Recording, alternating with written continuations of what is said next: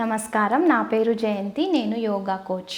ఈరోజు డయాబెటీస్ అనే సమస్య ఎందువలన వస్తుంది అండ్ ఏ కారణాల వల్ల వస్తుంది అండ్ దీని నుంచి మనం ఎలా బయటపడవచ్చు అంటే డయాబెటీస్ అంటే షుగర్ అంటారు. షుగర్ వ్యాధి అంటే మధుమేహం రాగానే ప్రతి ఒక్కరు భయపడిపోతారు. అంటే ఎందువలన వచ్చింది అని కారణాలు అర్థం కావు. అండ్ కొంతమంది షుగర్ తినడం మానేస్తారు. షుగర్ తినడం మానేస్తే అయినా వాళ్ళకు విపరీతంగా డయాబెటీస్ అనేది పెరిగిపోతుంది. అండ్ వాళ్ళకి షుగర్ మానేసినా ఎందుకు ఇలా మనకు ఇంత అంటే హై డయాబెటీస్ ఎందుకు ఉంది అని ఆలోచిస్తూ ఉంటారు. అండ్ డయాబెటీస్లో కూడా టైప్ 1, టైప్ 2 అని ఉంటాయి. సో అసలు డయాబెటీస్ అంటే ఏంటి? సో మనలో ఎన్నో హార్మోన్స్ ఉంటాయి. ప్యాంక్రియాస్లో ఇన్సులిన్ అనే హార్మోన్ ప్రొడ్యూస్ అవుతుంది. సో ఈ ఇన్సులిన్ అనే హార్మోన్ సరిగ్గా ఉత్పత్తి చెందకుంటే ఇలాంటి డయాబెటీస్ అనే సమస్య మనకు వస్తుందన్నమాట. సో ఇలాంటి డయాబెటీస్ సమస్య నుంచి మనం ఎలా బయటపడాలి? అసలు డయాబెటీస్ వచ్చినాక ఆలోచించడం కాకుండా డయాబెటీస్ రాకుండా మనం ఎలాంటి పరిష్కారాలు ఉంటాయో అవి కూడా మనం తెలుసుకుందాము. సో మనం ఈరోజు చూద్దాము ఎలాంటి ఆసనాలు మధుమేహం ఉన్నవాళ్ళు, షుగర్ వాళ్ళు and not only sugar diabetes ఉన్నవాళ్ళు ఇలాంటి ఆసనాలు చేయడం కాదు, కానీ ప్రతి ఒక్కరూ ఈ ఆసనాలు అనేది చేయొచ్చు. అంటే మనము షుగర్ రావద్దు అని మనము ఖచ్చితంగా అనుకుంటే ఇలాంటి ఆసనాలు క్రమం తప్పకుండా చేయాలి. అంటే రెగ్యులర్గా మనం మన ఆర్గన్స్ని యాక్టివేట్ చేస్తున్నాము, మన ఆర్గన్స్కి మనము ఆక్సిజన్ సప్లై అనేది ఇస్తున్నాము అండ్ మనకు బాడీలో నైట్రిక్ ఆక్సైడ్ చాలా మంచిది. సో ఇలాంటివన్నీ అంటే బ్లడ్ సర్క్యులేషన్ కూడా బాగా అంటే మెరుగు పొందుతుందన్నమాట.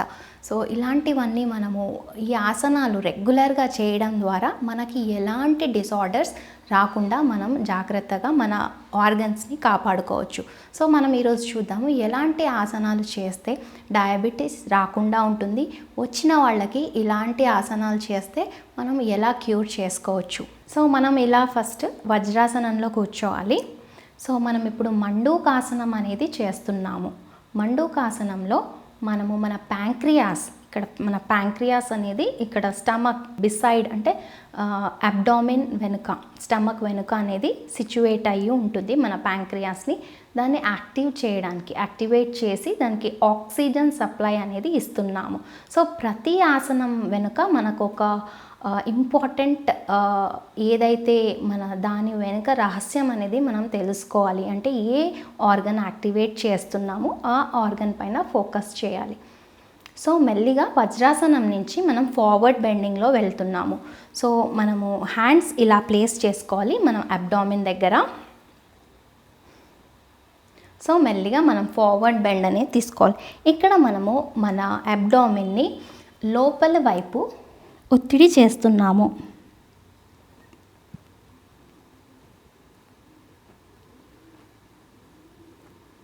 ఈ పొజిషన్లో 2 to 3 minutes వరకు మనం ఉండాలి. సో ఇక్కడ మన బ్రెత్ రేట్ అనేది కొంచెం ఫాస్ట్ అయిపోతుంది, దాన్ని మనము గమనించాలి. చాలా కామ్గా వితౌట్ ఎనీ స్ట్రెస్ 3 minutes వరకు ఈ ఆసనంలో మనము ఉండొచ్చు.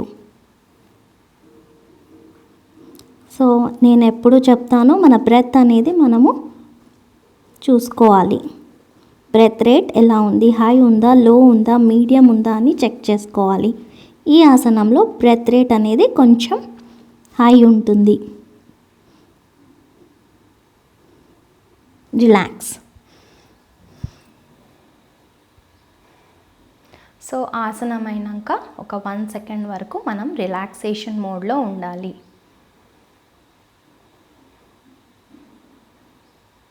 సో ఈ మండూకాసనం అనేది 2 to 3 times వరకు మనం చేసుకోవచ్చు. దీంట్లో ఇంకో వేరియేషన్ ఏంటంటే ఇప్పుడు పామ్స్ ఓపెన్ చేసి మనం మన అబ్డామిన్ పైన ప్లేస్ చేసి సేమ్ ప్రొసీజర్ మళ్ళీ రిపీట్ చేయాలి. ఫార్వర్డ్ బెండ్ చేయాలి.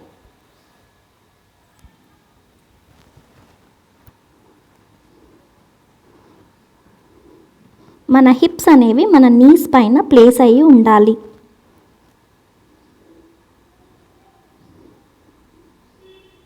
ఇలా 2 to 3 మినిట్స్ వరకు ఈ ఆసనంలో ఉండాలి.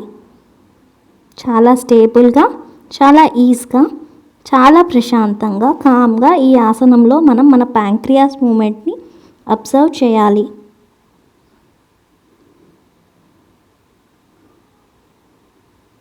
మెల్లిగా రిలాక్స్. ప్రతి ఆసనం అయినాక మనము రిలాక్సేషన్ మోడ్లో కంపల్సరీ ఉండాలి. వెంటనే మరి నెక్స్ట్ ఆసనంకి వెళ్ళిపోకూడదు. కంప్లీట్ నార్మల్ బ్రీతింగ్ రేట్ వచ్చినాక మనం నెక్స్ట్ ఆసనంలోకి వెళ్ళాలి. సో మనము నెక్స్ట్ వేరియేషన్కి వెళ్దాము. మనం వజ్రాసనంలో నుంచి మన లెగ్స్ని అన్ఫోల్డ్ చేసి 2 లెగ్స్ని ఫ్రంట్వర్డ్ డైరెక్షన్లో ప్లేస్ చేద్దాము. సో ఇప్పుడు మనము మన ప్యాంక్రియాస్కి ఎలా యాక్టివేట్ చేయాలి అనేది చూద్దాము ఈ వేరియేషన్ ద్వారా. సో మన రైట్ లెగ్ అనేది ఫోల్డ్ చేసి నీ దగ్గర ఫోల్డ్ చేసి మనము మన లెఫ్ట్ లెగ్ టోస్ అనేవి లెఫ్ట్ లెగ్ నీస్ దగ్గర ప్లేస్ చేయాలి. ఓకే. అండ్ ఆపోజిట్ హ్యాండ్ అంటే రైట్ లెగ్ చేసినప్పుడు లెఫ్ట్ హ్యాండ్ అనేది యూజ్ చేసి లెఫ్ట్ హ్యాండ్ రైట్ నీసి క్రాస్ చేయాలి. క్రాస్ చేసి మన రైట్ లెగ్ని ప్రెస్ చేయాలి. అంటే ఒత్తిడి అనేది చేయాలన్నమాట. అంటే మనం అబ్డామిన్ పైన మనం ప్రెషర్ అనేది అప్లై చేస్తున్నాము. సో లెఫ్ట్ హ్యాండ్ నుంచి రైట్ లెగ్కి ప్రెషర్ అనేది అప్లై చేస్తున్నాము. అండ్ రైట్ హ్యాండ్ అనేది వెనుక ప్లేస్ చేసాము. సో మనము రైట్ డైరెక్షన్లో బ్యాక్ సైడ్ చూడాలి. సో ఈ పొజిషన్లో మనం కంప్లీట్ మన అబ్డామిన్ ట్విస్ట్ అనేది అబ్జర్వ్ చేయాలి. సో మ్యాక్సిమం మీకు ఎంతవరకు ప్రెషర్ అప్లై చేయొచ్చు అంత ప్రెషర్ అనేది అప్లై చేయాలి. మీ లెఫ్ట్ హ్యాండ్ ప్రెషర్ అప్లై చేయాలి. రైట్ లెగ్ పైన ప్రెషర్ అప్లై చేస్తే ఆటోమేటిక్గా మీ అబ్డామిన్లో ప్రెషర్ అనేది క్రియేట్ అవుతుంది.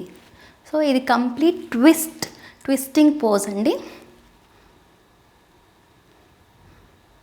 ఈ పోజ్లో మీరు 2 to 3 మినిట్స్ వరకు స్టే చేయాల్సి ఉంటుంది. మీరు ఇన్ కేస్ చేయలేకపోతే 1 మినిట్ వరకు కూడా చేసుకోవచ్చు. రిలాక్స్. సో ఇలా మీరు 2 to 3 టైమ్స్ వరకు చేయొచ్చు. సో ఇప్పుడు మనం అదర్ లెగ్ ఎలా చేయాలి చూద్దాము. Same variation.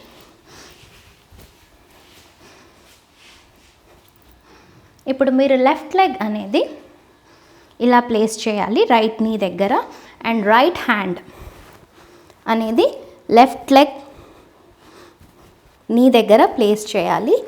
So left hand అనేది బ్యాక్వర్డ్ ప్లేస్ చేయాలి. సో మీరు మీ హెడ్ అనేది లెఫ్ట్ వర్డ్స్ చూడాలి. And complete right hand left leg పైన ప్రెషర్ అప్లై చేయాలి. సో ప్రెషర్ అంతా మీ అబ్డామిన్లో ఉంటుంది. మీరు బాగా ప్రెషర్ అనేది మీ హ్యాండ్ త్రూ అప్లై చేయాలి. అండ్ ట్విస్ట్ని చూడాలి, ట్విస్ట్ని అబ్జర్వ్ చేయాలి. సో మీకు ఎలాంటి ఒత్తిడి లేకుంటే హార్ట్ రేట్ పెరిగిపోతుంటే మీరు ఆపేయచ్చు. మళ్ళీ కామ్ అయ్యి మళ్ళీ ఈ ఆసనంలోకి రావచ్చు. 2 to 3 మినిట్స్ వరకు ఈ ఆసనంలో మీరు ఉండొచ్చు. మీరు ఎంతసేపు ఉంటే మీ ప్యాంక్రియాస్ అంత బాగా యాక్టివ్ అయ్యే ఛాన్సెస్ ఉంటాయి. అక్కడ బ్లడ్ సర్క్యులేషన్ అనేది బాగా జరుగుతుంది. మీరు ఎప్పుడైనా ఫోకస్గా ఉండాలి అంటే ఒక పాయింట్ని చూసుకొని ఆ పాయింట్కి ఫోకస్ చేస్తూ మీరు చూస్తూ ఉండాలి. అయితే మీరు ఫోకస్ అనేది మిస్ అవ్వరు.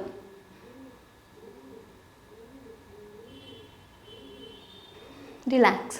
ఇలా మీరు 2 to 3 టైమ్స్ వరకు చేయొచ్చు. ఇప్పుడు మనము థర్డ్ వేరియేషన్ చూద్దాము. సో మనము ప్రస్తుతం దండాసనంలో ఉన్నాము. ఈ దండాసనం నుంచి మనం థర్డ్ వేరియేషన్కి ఎలా వెళ్ళాలి చూద్దాము.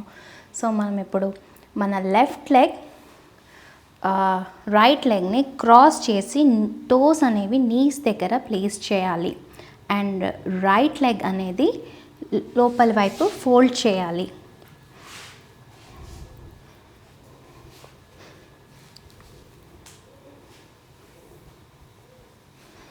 సో ఇలా ప్లేస్ చేసుకొని మనం ఏ లెగ్ అయితే క్రాస్ చేసామో ఆపోజిట్ హ్యాండ్ యూజ్ చేసి ప్రెషర్ అనేది అప్లై చేయాలి.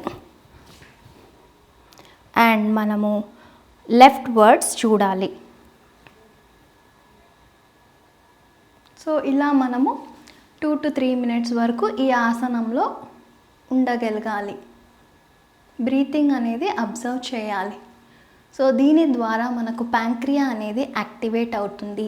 డైజెషన్ సిస్టమ్ అనేది బాగా మెరుగుదల పొందుతుంది. సో ఏ గ్లూకోజ్ అయితే ప్రొడ్యూస్ అవుతుందో ఆ గ్లూకోజ్ అనేది బాగా డైజెస్ట్ అవుతుంది.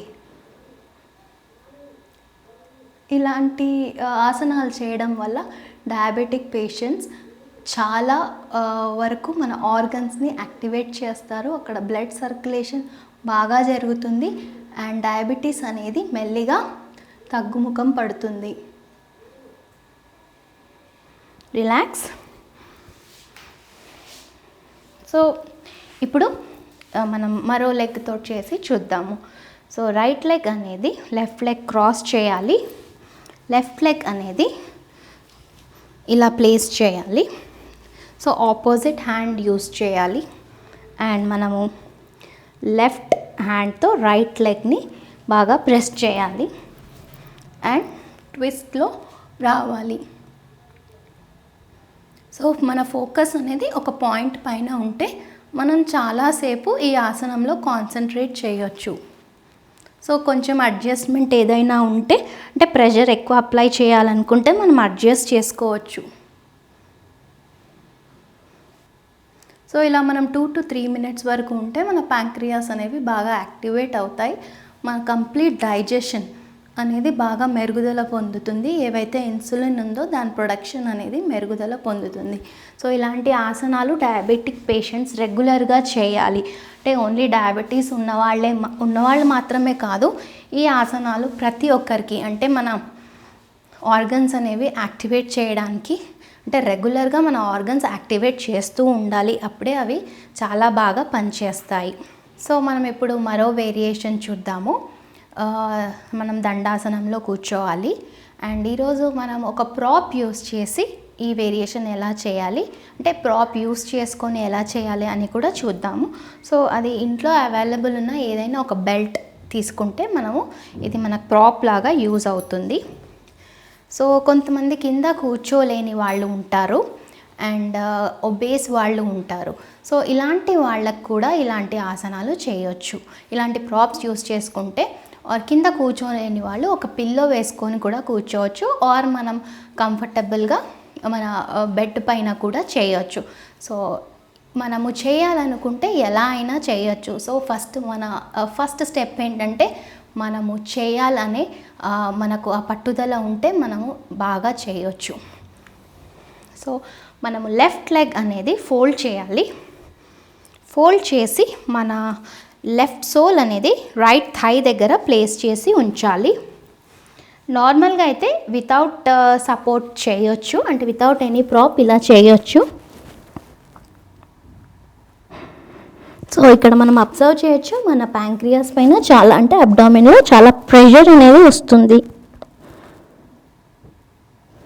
సో ఇలా కాకుండా ఇనీషియల్గా బిగినర్స్ ఎలా చేయొచ్చు అంటే ఈ ప్రాప్ యూజ్ చేసుకుంటూ దీన్ని గట్టిగా హోల్డ్ చేసి మన హెడ్ అనేది నీస్ పైన ప్లేస్ చేయడానికి ట్రై చేయాలి.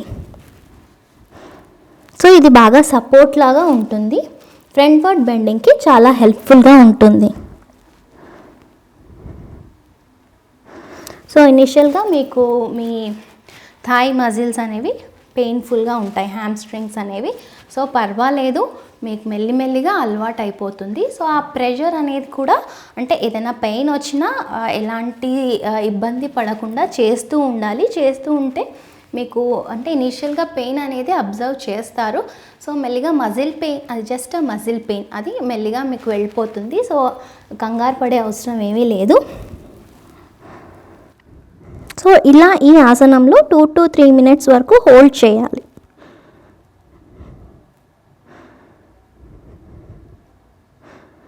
సో మెల్లిగా మన టార్గెట్ ఏంటంటే మన హెడ్ అనేది మన నీస్ పైన ప్లేస్ చేయాలి.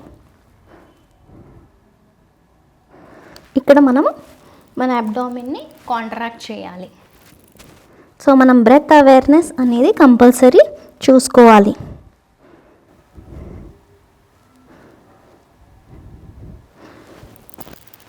రిలాక్స్. సో మనం ఇప్పుడు అంటే వేరే లెగ్ తోటి ఎలా చేయాలి, లెఫ్ట్ లెగ్తో ఎలా చేయాలి చూద్దాము. సో సిమిలర్గా రైట్ లెగ్ అనేది ఇక్కడ థై ఏరియాలో ప్లేస్ చేయాలి. సో లెఫ్ట్ లెగ్ మనము బెండ్ చేసి మన హెడ్ అనేది నీ దగ్గర ప్లేస్ చేయడానికి అది మన టార్గెట్.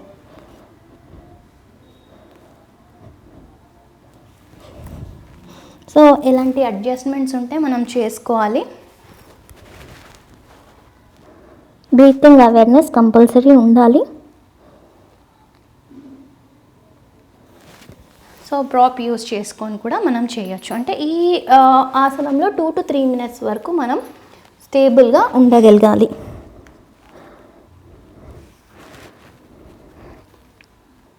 బ్రీతింగ్ అనేది కంపల్సరీ అబ్జర్వ్ చేయాలి. మన బాడీ పోస్చర్ కూడా మనం అబ్జర్వ్ చేస్తూ ఉండాలి. మన ఫోకస్ అంతా మన అబ్డామిన్లో ఉండాలి. మన స్ట్రెచ్ ఎక్కడ అబ్డామిన్లో ఎక్కడ స్ట్రెచ్ ఉందో అక్కడ అబ్జర్వ్ చేయాలి. రిలాక్స్. ఇలా 2 to 3 times మనము ఈ వేరియేషన్ చేయొచ్చు. సో మనం నెక్స్ట్ వేరియేషన్ చూద్దాము. దీన్ని నౌకాసన్ అంటారు.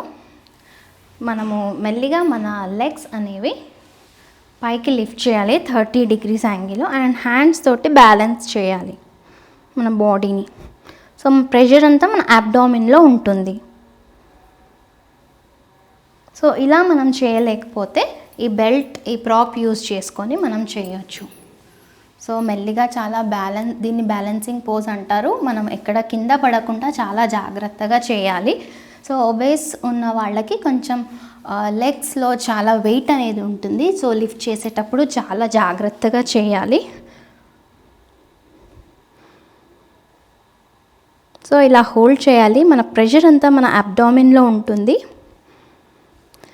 దీనివల్ల స్టమక్లో చాలా ఎన్నో చేంజెస్ వస్తాయి. సో ఆర్గన్స్ స్టమక్లో ఇంటెస్టైన్స్ అవన్నీ బాగా యాక్టివేట్ అవుతాయి.